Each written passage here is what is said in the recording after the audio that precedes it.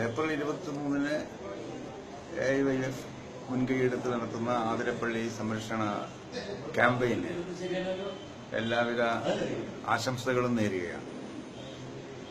ഇന്ത്യയിലെ യുവജന പ്രസ്ഥാനം AIYF നേതൃത്വത്തിൽ ഇത്തരം ജനകീയ പ്രശ്നങ്ങളിൽ നിരന്തരമായി ഇടപെടുന്ന അനുഭവമാണ് ഈ പ്രസ്ഥാനത്തിനുള്ളത്.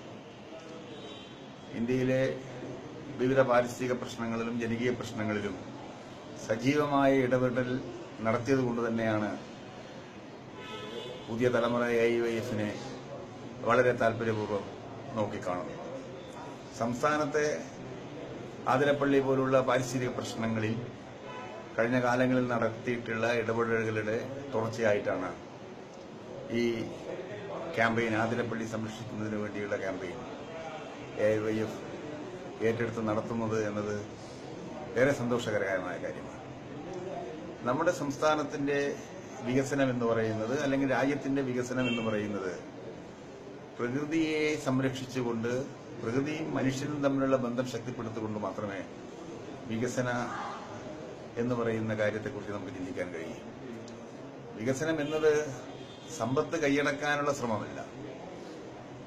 സമ്പത്ത് ജനങ്ങൾക്ക് അവകാശപ്പെട്ടതാണ്. സമ്പത്ത് ഉൽപ്പാദിപ്പിക്കേണ്ടത്, സമ്പത്ത് വർദ്ധിപ്പിക്കേണ്ടത് ജനങ്ങളുടെ ആവശ്യത്തിന് വേണ്ടിയുള്ളതാണ്. പക്ഷേ അതിന്റെ പേരിൽ ജനങ്ങൾ തന്നെ ഇല്ലാതാകുന്ന, മനുഷ്യർ തന്നെ ഇല്ലാതാകുന്ന, മനുഷ്യ ജീവന് തന്നെ, ജീവജാലങ്ങൾക്ക് തന്നെ ഭീഷണി ഉയർത്തുന്ന തരത്തിലുള്ള വികസനങ്ങള്, ആ സമീപനങ്ങള് യഥാർത്ഥ വികസനമായി കാണാൻ നമുക്ക് കഴിയും. വൈദ്യുതി നമുക്ക് ആവശ്യമാണ്. വൈദ്യുതി ആവശ്യമെന്ന് പറയുമ്പോൾ അതിനുള്ള സ്രോതസ്സുകൾ വിവിധ തലങ്ങളിലുണ്ട്. ജലവൈദ്യുത പദ്ധതികൾ, പ്രത്യേകിച്ച് വൻകിട ജലവൈദ്യുത പദ്ധതികളുടെ താൽപര്യത്തിൽ നിന്ന് ലോക ജനത തന്നെ പിന്മാറുന്ന ഒരു സന്ദർഭമാണിത്. കാരണം വൻകിട ജലസേചന പദ്ധതികളുടെയും വൈദ്യുതി പദ്ധതികളുടെയും പ്രത്യാഘാതങ്ങൾ നിരവധി ഉണ്ടായിട്ടുണ്ട്. അത് സംബന്ധമായ നിരവധി പഠനങ്ങൾ നടന്നിട്ടുണ്ട്. വൈദ്യുതി ഉൽപ്പാദിപ്പിക്കുന്നതിന് വേണ്ടി ജലസേചന പദ്ധതികളും വൈദ്യുതി പദ്ധതികളും മാത്രമാണ് മാർഗമെന്ന് കണ്ടെത്തുന്നത് ശരിയല്ല. ആതിരപ്പള്ളി പദ്ധതി വരുന്നതിന്റെ ഭാഗമായി ഉണ്ടാകുന്ന നഷ്ടത്തെക്കുറിച്ച്, പാരിസ്ഥിതിക നഷ്ടത്തെക്കുറിച്ച്, ജീവജാലങ്ങളുടെ നഷ്ടത്തെക്കുറിച്ച്, ജനങ്ങൾക്കുണ്ടാകുന്ന ബുദ്ധിമുട്ടുകളെക്കുറിച്ച് നിരവധി പഠനങ്ങൾ നടന്നിട്ടുണ്ട്. എന്നു മാത്രമല്ല, ഈ പദ്ധതി വരുമ്പോൾ ഉണ്ടാകുന്ന നഷ്ടവും വൈദ്യുതി ഉൽപാദനത്തിലൂടെ ഉണ്ടാകുന്ന ലാഭമെന്നോ നേട്ടമെന്നോ പറയുന്നതും താരതമ്യപ്പെടുത്തുമ്പോൾ വൈദ്യുതി ഉൽപാദനത്തിലൂടെ ഉണ്ടാകുന്ന നേട്ടം വളരെ കുറച്ച് മാത്രമാണ്. ആതിരപ്പള്ളിയിൽ നിന്ന് ഉൽപ്പാദിപ്പിക്കുന്ന, അല്ലെങ്കിൽ ആ പദ്ധതി വരുമ്പോൾ ഉൽപ്പാദിപ്പിക്കാൻ കഴിയുമെന്ന് പ്രതീക്ഷിക്കുന്ന വൈദ്യുതി യഥാർത്ഥത്തിൽ പ്രസരണ നഷ്ടത്തിലൂടെയും മറ്റു മാർഗങ്ങളിലൂടെയും സൂര്യ താപത്തെ ഉപയോഗപ്പെടുത്തിക്കൊണ്ട് ഉള്ള വൈദ്യുതി പദ്ധതികൾ, അതുപോലെ മറ്റു മാർഗങ്ങൾ ഉപയോഗിച്ചുകൊണ്ട് ആ പ്രശ്നങ്ങളൊക്കെ പരിഹരിക്കാൻ കഴിയുന്നതാണ്. ആ മാർഗങ്ങളെ കുറിച്ച് ഒന്നും തന്നെ ആലോചിക്കാതെ പ്രസരണ നഷ്ടം ഒഴിവാക്കുക,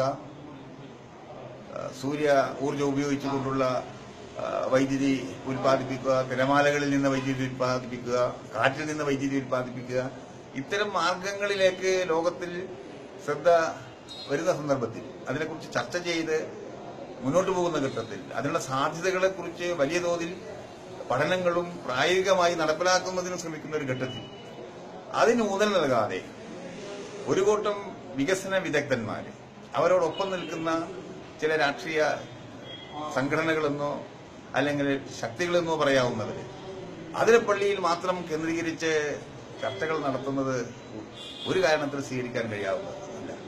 ഇടതുപക്ഷ ജനാധിപത്യ മുന്നണിയുടെ പ്രകടന പത്രികയിൽ പോലും സാന്നിധ്യം പിടിക്കാൻ കഴിയാത്തതാണ് ആതിരപ്പള്ളി പദ്ധതി.